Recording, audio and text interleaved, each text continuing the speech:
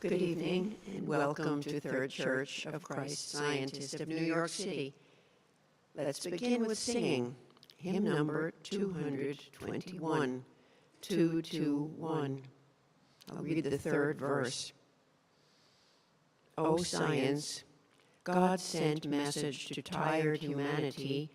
Thou art love's revelation of truth that makes us free. Thy kingdom, God, within us shows forth love's sweet control. God's idea, man rejoices. He knows the reign of soul. Number 221.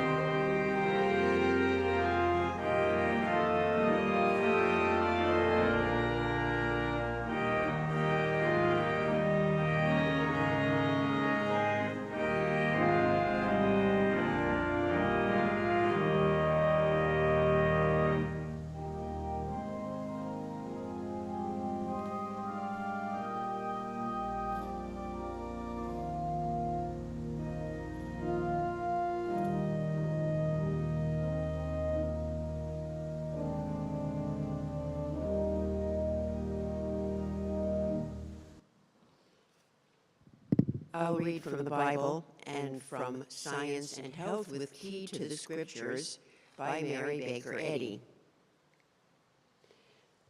The subject of this evening's readings is control. The Bible. Job. I would seek unto God, and unto God would I commit my cause, which doeth great things and unsearchable, marvelous things without number, who giveth rain upon the earth, and sendeth waters upon the fields, to set up on high those that be low, that those which mourn may be exalted to safety. He disappointeth the devices of the crafty, so that their hands cannot perform their enterprise. He taketh the wise in their own craftiness, and the counsel of the froward is carried headlong. But he saveth the poor from the sword, from their mouth, and from the hand of the mighty. Daniel.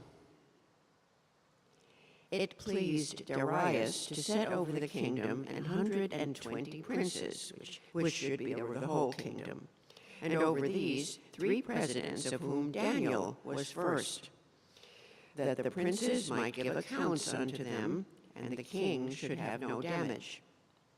Then this Daniel was preferred above the presidents and princes, because an excellent spirit was in him, and the king thought to set him over the whole realm. Then the presidents and princes sought to find occasion against Daniel concerning the kingdom, but they could find none occasion nor fault, for as much as he was faithful, neither was there any error or fault found in him.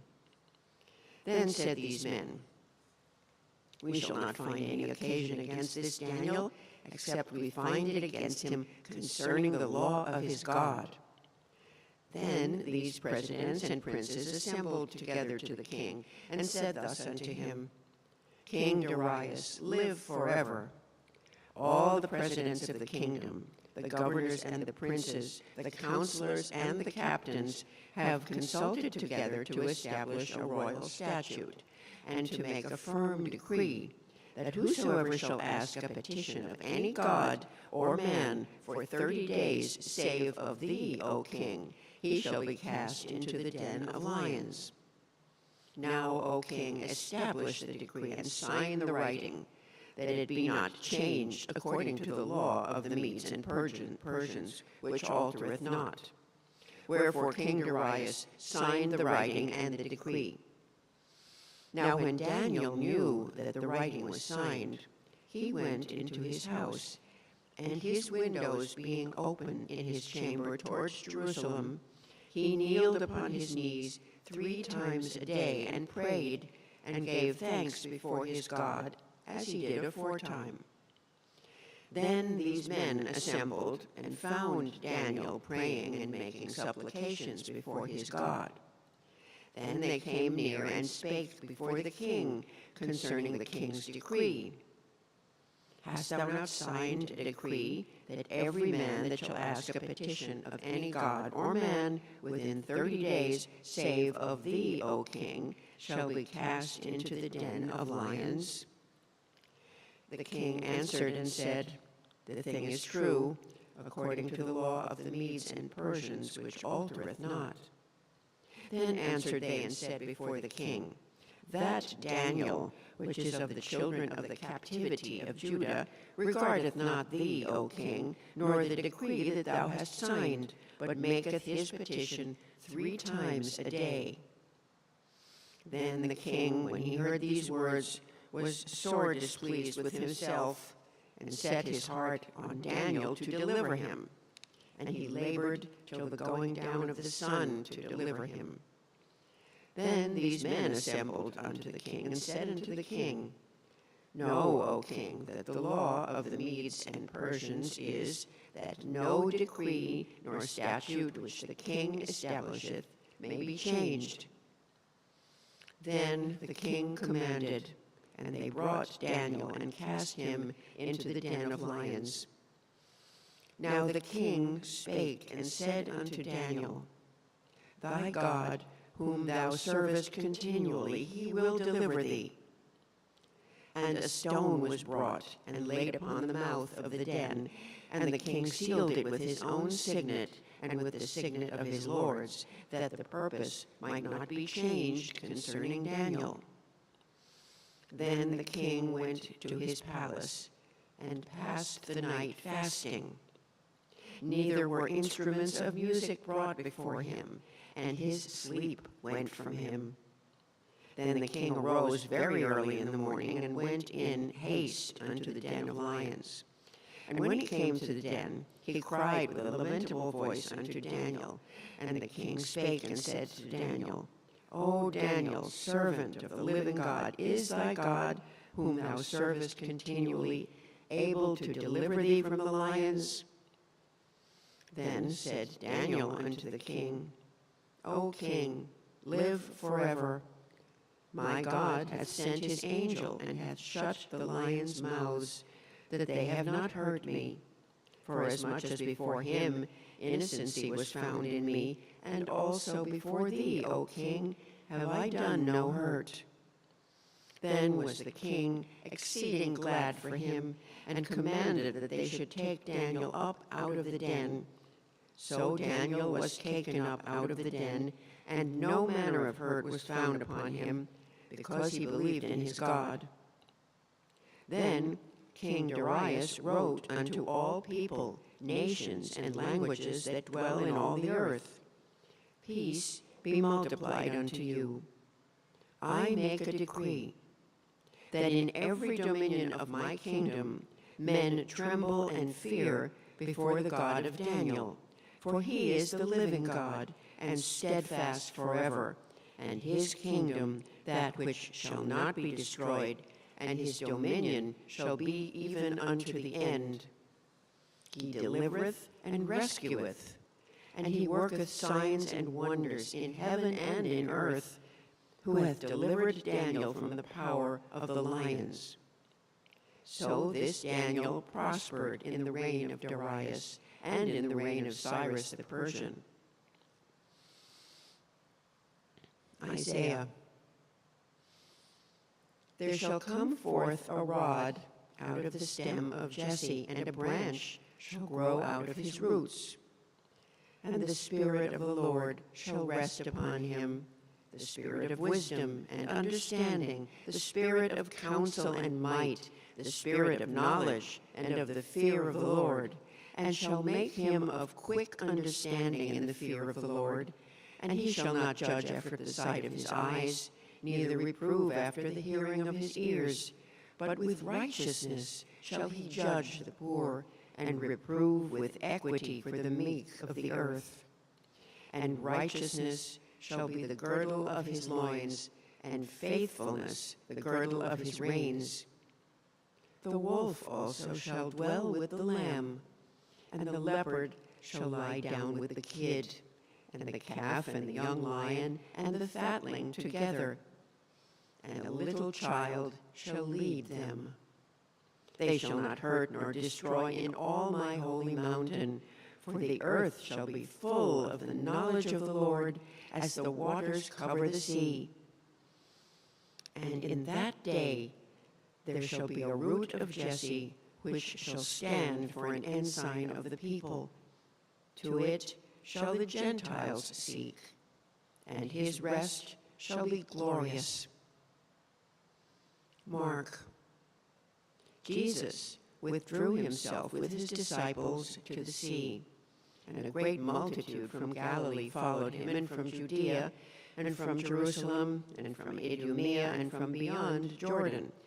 And they about Tyre and Sidon, a great multitude, when they had heard what great things he did, came unto him. And he spake to his disciples that a small ship should wait on him because of the multitude, lest they should throng him.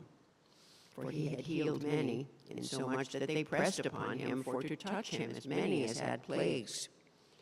And unclean spirits, when they saw him, fell down before him, and cried, saying, Thou art the Son of God. And he began to teach by the seaside. And there was gathered unto him a great multitude, so that he entered into a ship and sat in the sea, and the whole multitude was by the sea on the land.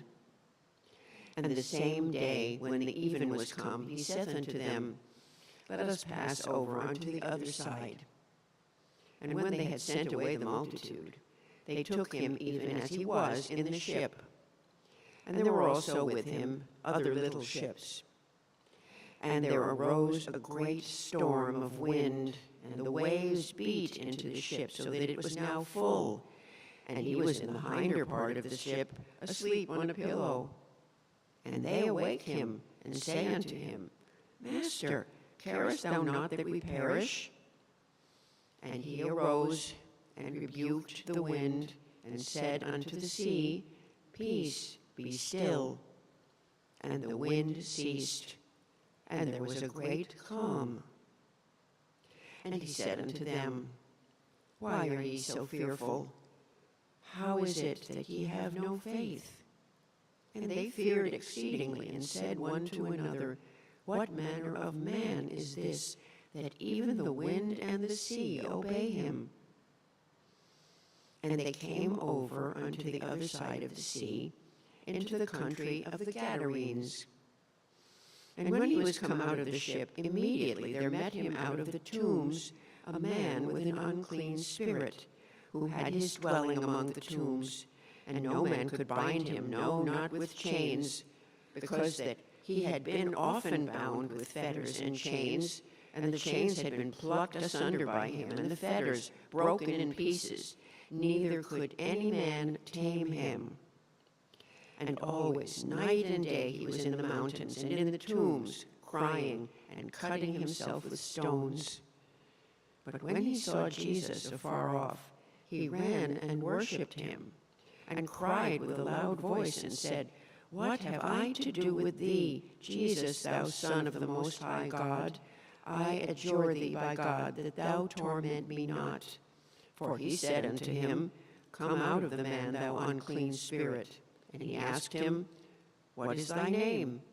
And he answered, saying, "My name is Legion, for we are many." Now there was there nigh unto the mountains a great herd of swine feeding.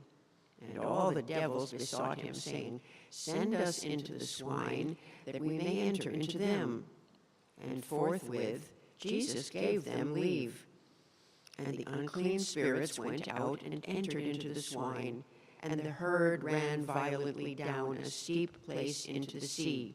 They were about 2,000, and were choked in the sea. And they that fed the swine fled and told it in the city and in the country. And they went out to see what it was that was done. And they come to Jesus, and see him that was possessed with the devil, and had the legion, sitting and clothed, and in his right mind. And they that saw it told them how it befell to him that was possessed with the devil, and also concerning the swine. Howbeit Jesus suffered him not. And when he was come into the ship, he that had been possessed with the devil prayed him that he might be with him. Howbeit Jesus suffered him not, but saith unto him, "Go home to thy friends, and tell them how great things the Lord hath done for thee, and hath had compassion on thee." And he departed, and began to publish in Decapolis how great things Jesus had done for him. And all men did marvel.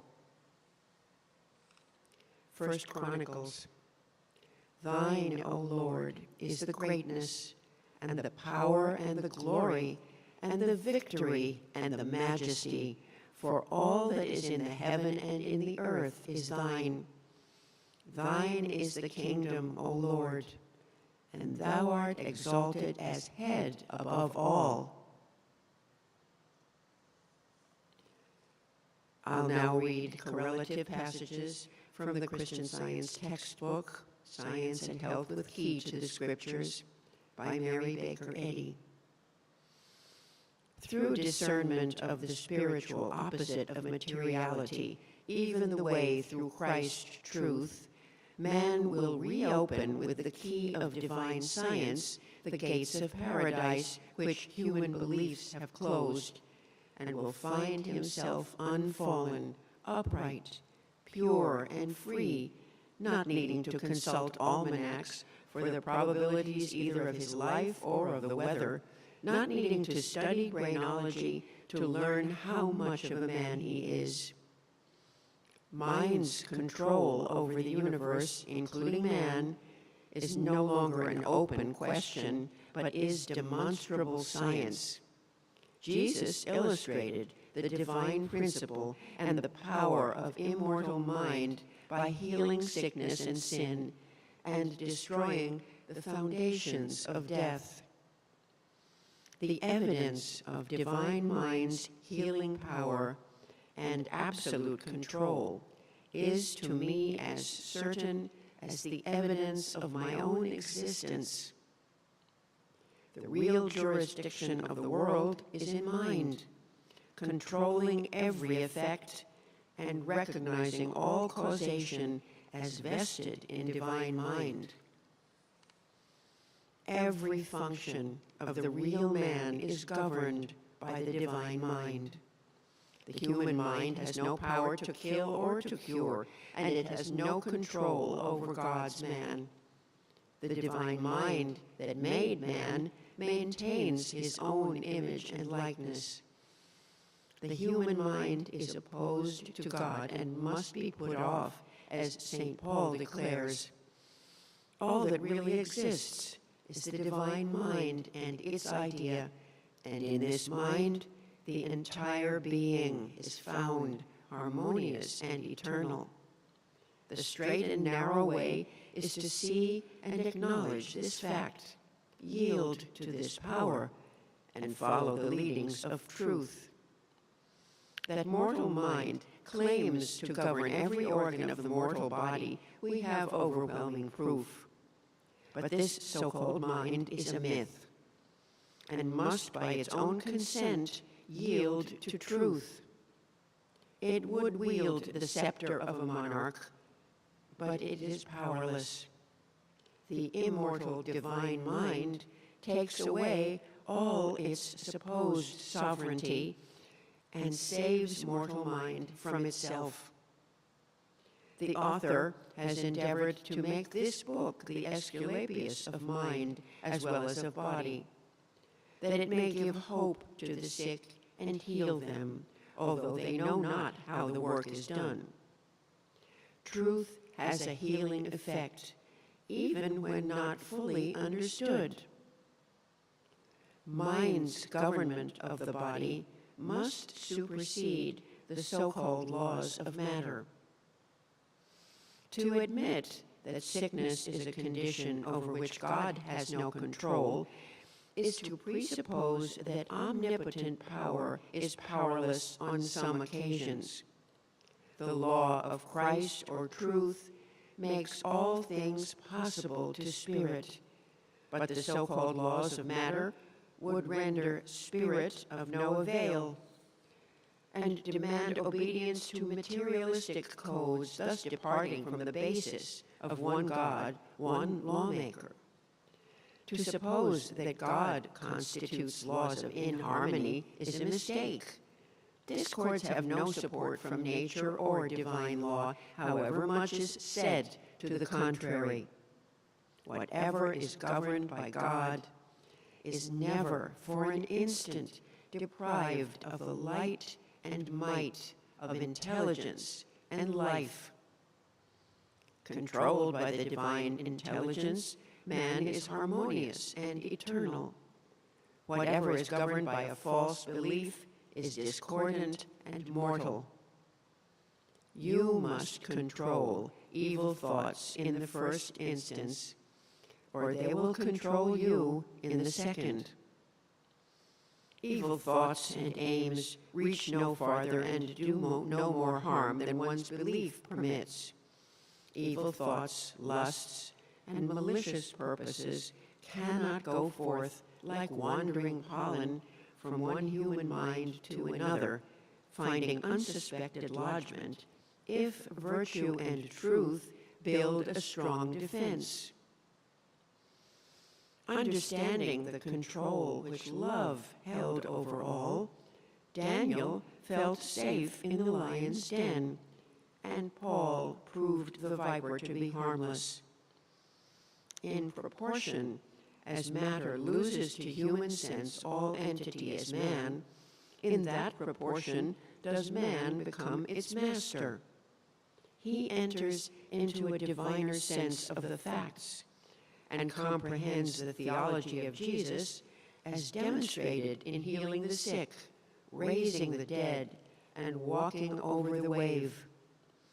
All these deeds manifested Jesus' control over the belief that matter is substance, that it can be the arbiter of life or the constructor of any form of existence. The physical affirmation of disease should always be met with the mental negation. Whatever benefit is produced on the body must be expressed mentally, and thought should be held fast to this ideal. If you believe in inflamed and weak nerves, you are liable to an attack from that source. You will call it neuralgia, but we call it a belief. If you think that consumption is hereditary in your family, you're liable to the development of that thought in the form of what is termed pulmonary disease, unless science shows you otherwise. If you decide that climate or atmosphere is unhealthy, it will be so to you. Your decisions will master you, whichever direction they take. Reverse the case. Stand porter at the door of thought, admitting only such conclusions as you wish realized in bodily results. You will control yourself harmoniously. When the condition is present which you say induces disease, whether it be air, exercise, heredity, contagion, or accident, then perform your office as porter and shut out these unhealthy thoughts and fears. Exclude from mortal mind the offending errors, then the body cannot suffer from them. The issues of pain or pleasure must come through mind, and like a watchman forsaking his post, we admit the intruding belief, forgetting that through divine help we can forbid this entrance. The body seems to be self-acting only because mortal mind is ignorant of itself, of its own actions, and of their results, ignorant that the predisposing, remote, and exciting cause of all bad effects is a law of so-called mortal mind, not of matter. Mind is the master of the corporeal senses and can conquer sickness, sin, and death. Exercise this God-given authority. Take possession of your body and govern its feeling and action. Rise in the strength of spirit to resist all that is unlike good. God has made man capable of this, and nothing can vitiate the ability and power divinely bestowed on man.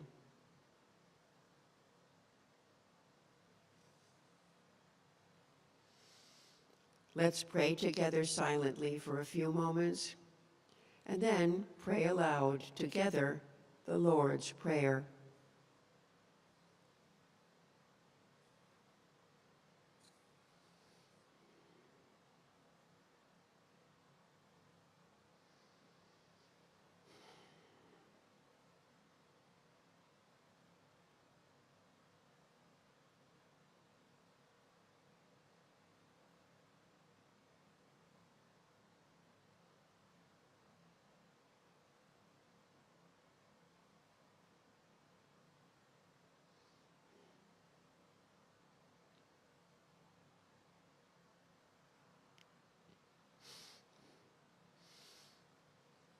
Our Father, which art in heaven, hallowed be thy name.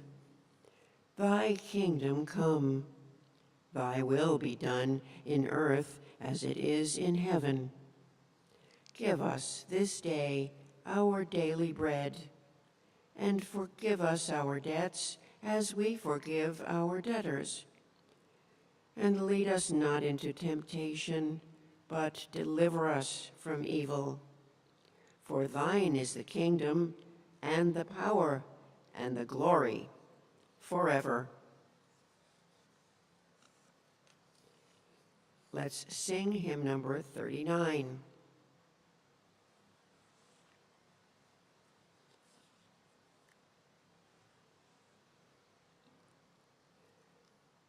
Come, gracious Spirit, heavenly love, with light and comfort from above. Be thou our guardian, thou our guide, o'er every thought and step preside. Number 39.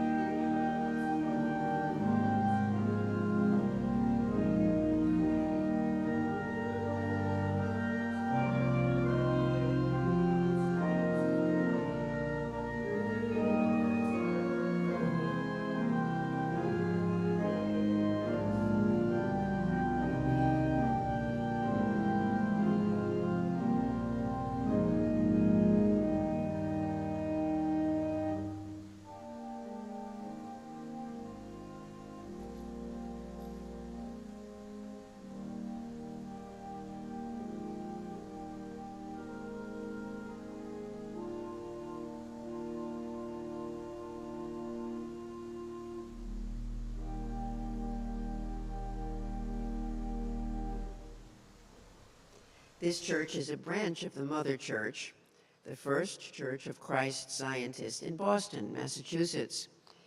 We hold Sunday services at 11 a.m. and Wednesday testimony meetings at 7:30 p.m.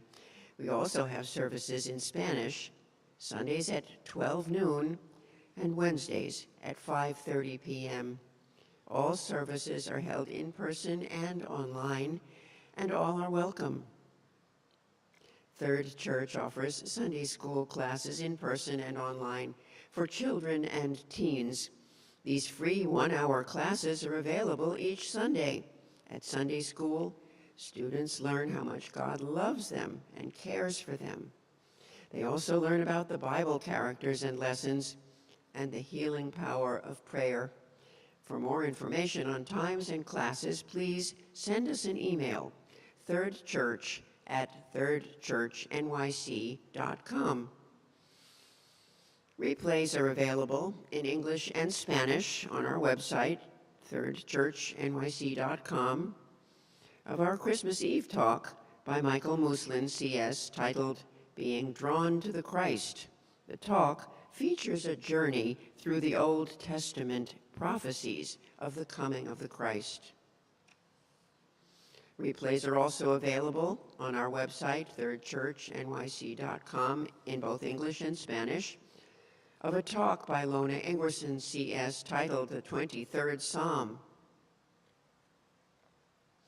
The members of this church invite you to an in-person talk titled, What is Resurrection Thinking? By Brian Webster on Good Friday, March 29th, at 3 West 51st Street, that's 5-1, just west of 5th Avenue, in the Grand Salon Room, 3rd floor. The talk will begin at 7:30 p.m., preceded by inspirational Easter music at 7:15 p.m. You can also join us online at thirdchurchnyc.com. There will be live simultaneous Spanish translation.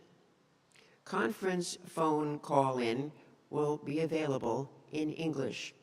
Visit our website, thirdchurchnyc.com, for Easter updates. Please join with us and speaker Brian Webster on Friday, March 29th, for an in-depth look into the resurrection and the thinking that helps us meet and master life's challenges. This meeting is now open for all to share experiences of healing and spiritual insights that prove God's ever-presence and power in their lives. If you're listening by telephone and would like to speak, press *6 and wait until your line is unmuted. Please speak directly into the microphone of your phone. Your message will be easier to hear if you do not use the speaker function. If you're watching via Zoom, you can choose the raise your hand icon or unmute yourself and speak.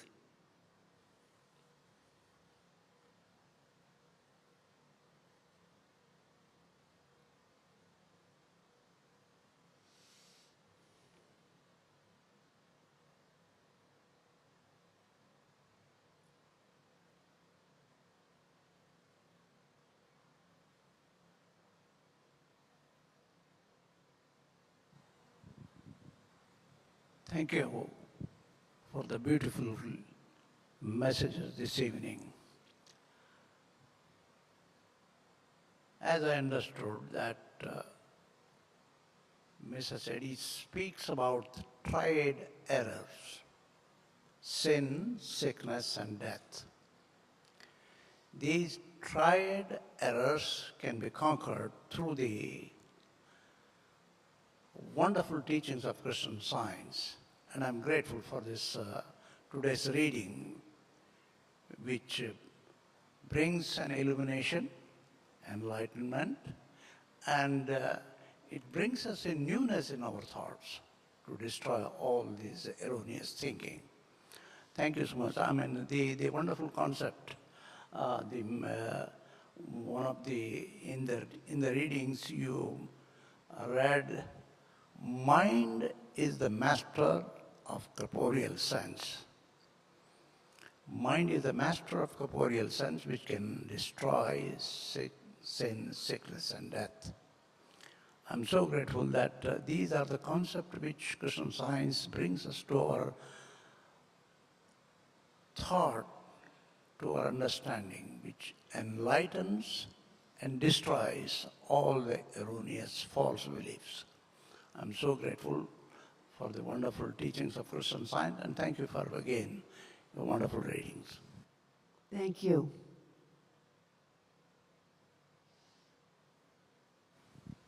This week I found it helpful to think about what does God see when he sees us and when he sees the world. And you read about the perfect man, that God sees us as perfect. What does that look like? It's kind of hard to relate sometimes. But God sees us as good and love. And in those two things, there can be nothing else.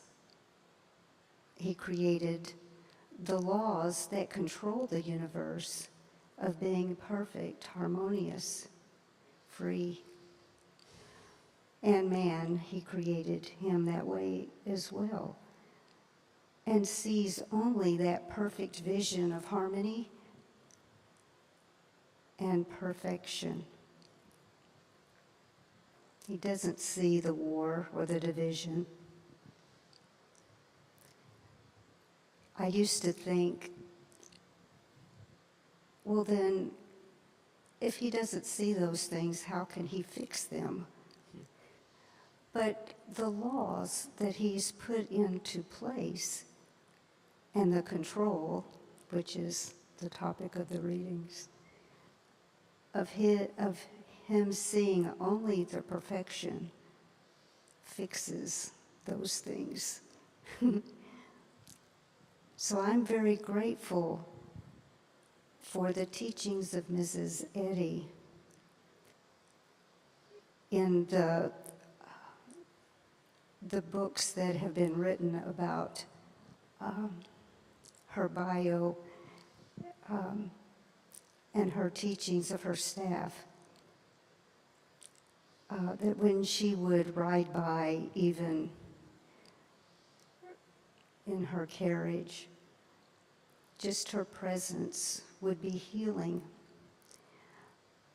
And in thinking about the way God sees us as perfect, the way that those people were healed just in the presence of Mrs. Eddy, as people were healed in the presence of Jesus, was that they saw that perfection, had that control of thought, just as God teaches to see man as perfect, without any blemish. And that thought healed them. So thank you for those readings on control. Thank you.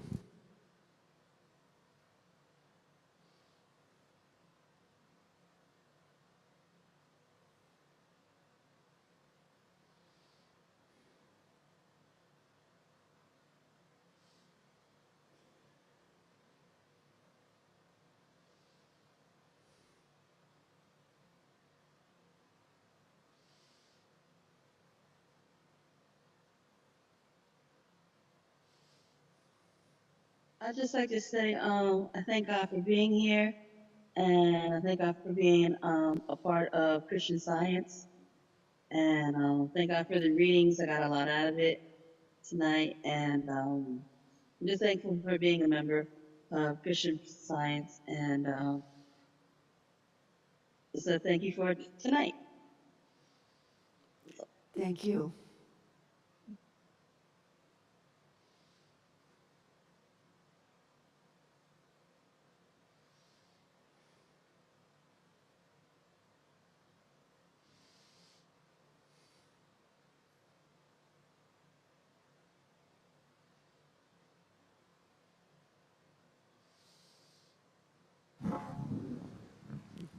Thank you for your readings.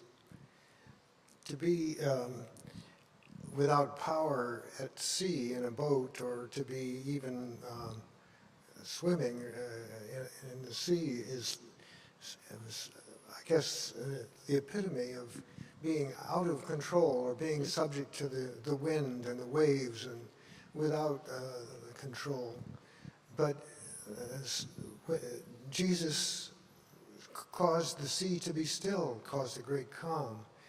And just as his disciples were in awe of what he had just done, I think we're in awe of that manifestation of control today.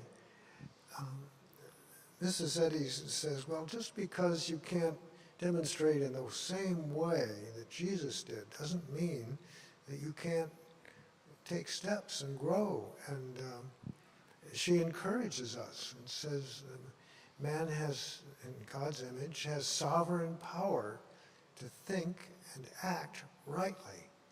And that thinking rightly is the way.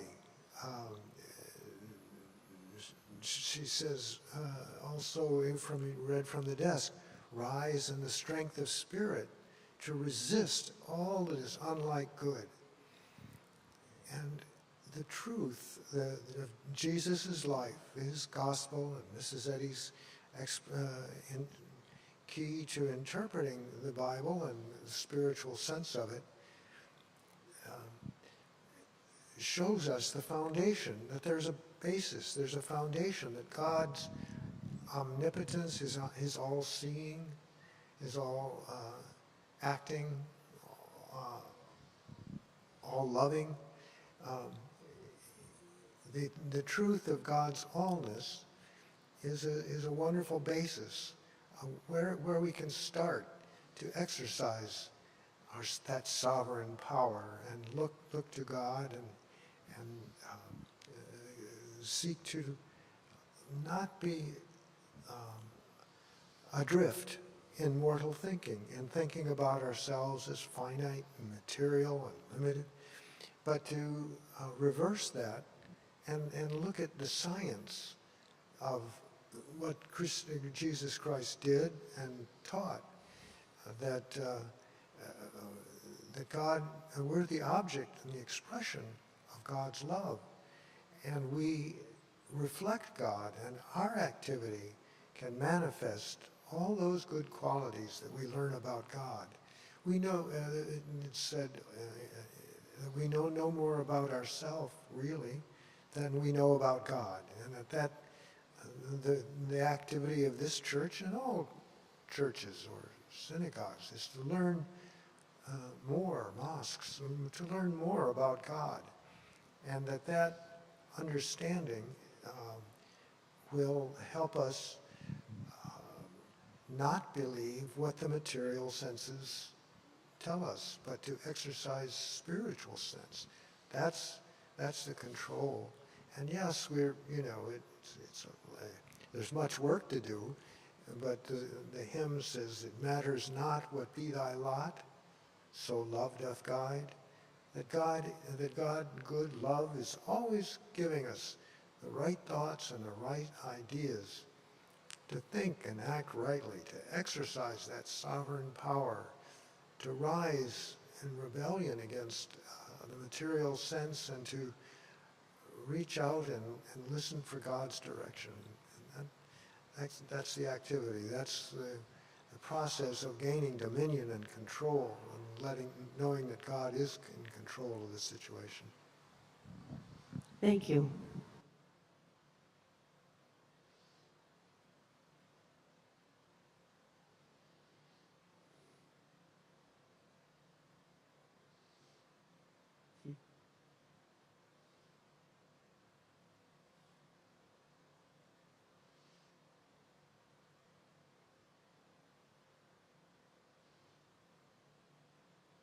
Thank you very much for those beautiful readings, and thinking on how I may have demonstrated love's control in the past. I spent many a long hour commuting, and I'd have to drive late at night, and it was hard to stay awake. And I tried everything. I tried singing hymns and tried eating and drinking, but nothing.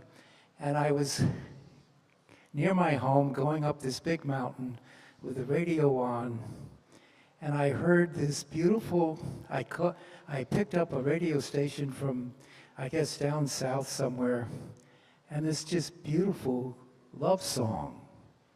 And I was wide awake. And I realized that it's the divine reaching the human. The absolute is important, and that's what drives everything. But it was the Christ coming in, the second degree qualities, humanity, honesty, affection. These were the things that I had not done, and I was in complete control. And I decided, wow, at home or at work, I'm going to be working more on these second degree qualities, because they're the Christ in action. They're putting the second degree is really the third degree in action.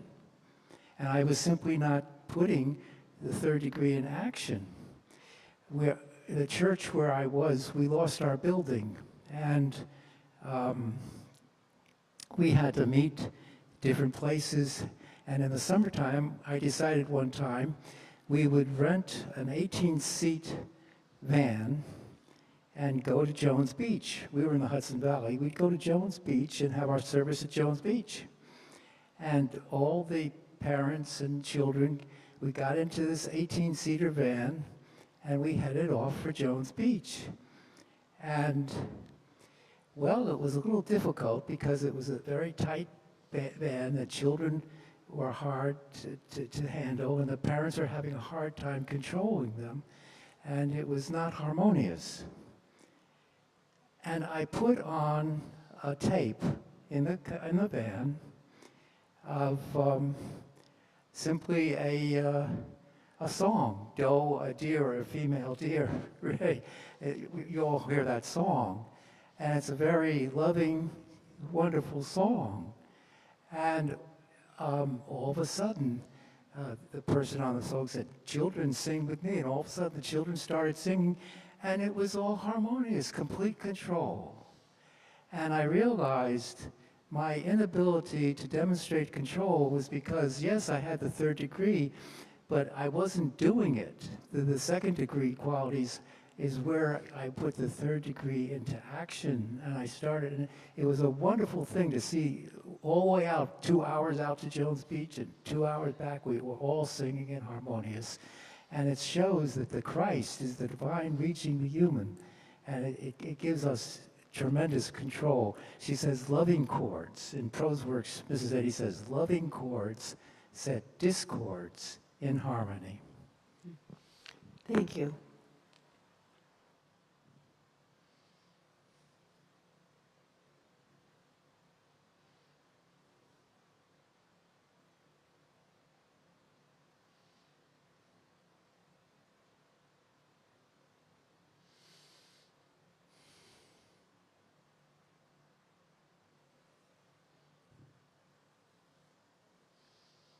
We'll close. Thank you all for the testimonies and for your prayers and for your expressions of gratitude and support. We'll close with hymn number 81. And I'll read the whole poem. God is with me, gently o'er me are his wings of mercy spread. All his way made plain before me, and his glory round me shed. Safely onward shall my pilgrim feet be led. God is with me, and his presence shall my perfect guidance be, till my heart that peace inherits, God alone can give to me. His all power helps and heals and sets me free. Number 81.